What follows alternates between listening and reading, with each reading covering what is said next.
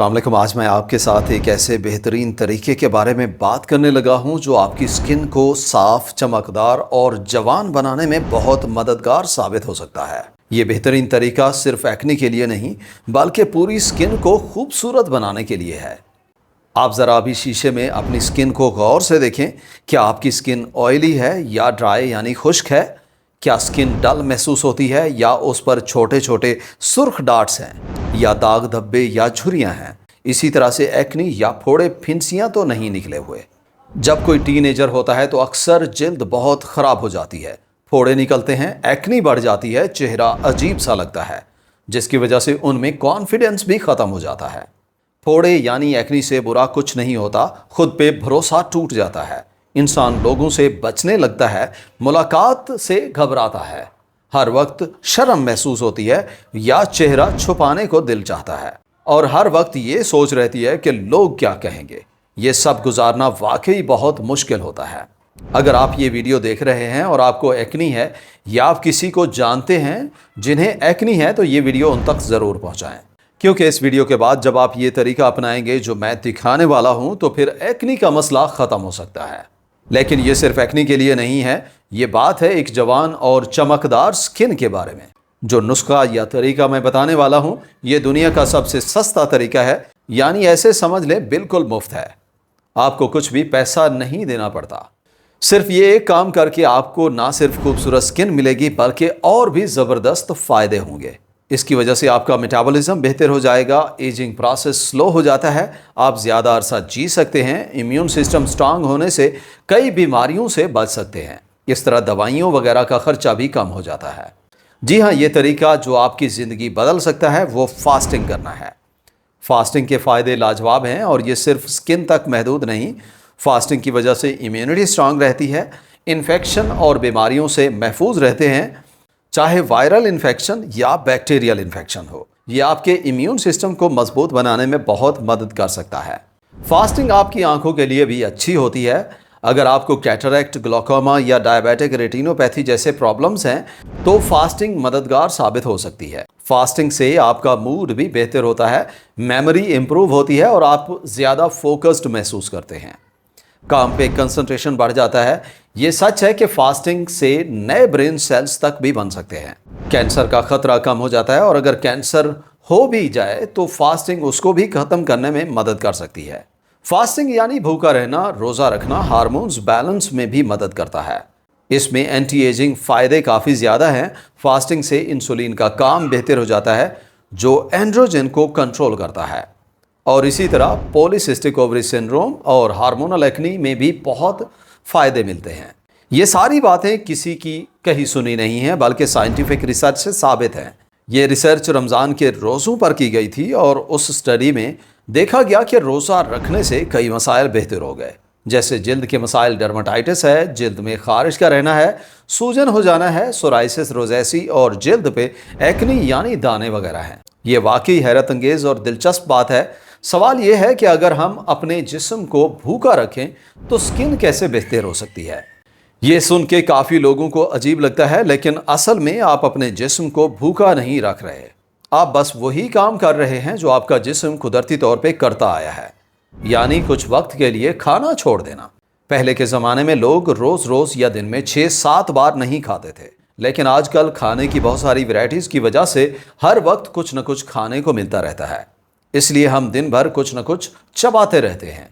यही चीज़ आपकी सेहत और स्किन के लिए सबसे ज़्यादा नुकसान देती है, क्योंकि जब आप कुछ खाते हैं पेंक्रियाज से इंसुलिन निकलती है और इंसुलिन बहुत सी प्रॉब्लम्स की जड़ है, जिसमें स्किन प्रॉब्लम्स भी शामिल हैं। जब आप रोज़ कुछ ना कुछ खाते हैं तो आपकी इंसुलिन बार बार ज़्यादा हो जाती है। मतलब अगर हम बार बार खाना छोड़ दें तो इंसुलिन का ज़्यादा बनना कम हो सकता है। फास्टिंग करके आप अपने जिस्म को उस हालत में ले जाते हैं जिसमें वो नेचुरली होना चाहिए। आपका जिस्म ऐसे ही बनाया गया है कि वो कुछ अरसे बिना खाए सरवाइव कर सकता है और उस वक्त जिस्म के अंदर ज़बरदस्त काम होते हैं। सबसे पहले नंबर पे स्टेम सेल्स का बढ़ना है। ये ऐसे नए खुलिये होते हैं जो किसी भी ज़रूरत के मुताबिक किसी भी खुलिये में बदल सकते हैं। ये पुराने और ख़राब सेल्स को निकाल कर नए खुलिये बनाते हैं और इसी वजह से एंटी एजिंग फ़ायदे मिलते हैं।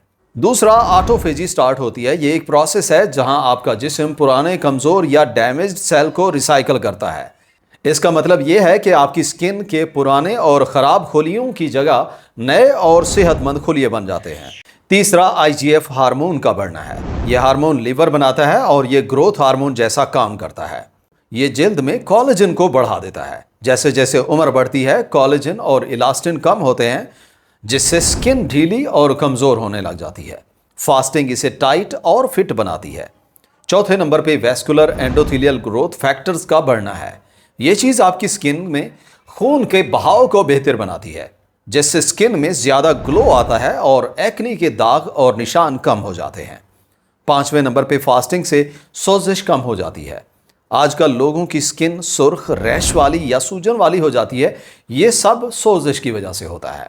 फास्टिंग इसे बहुत ही अच्छे से कम कर देती है, जिससे आपकी स्किन अचानक बेहतर सॉफ्ट, क्लियर और चमकदार दिखाई देती है।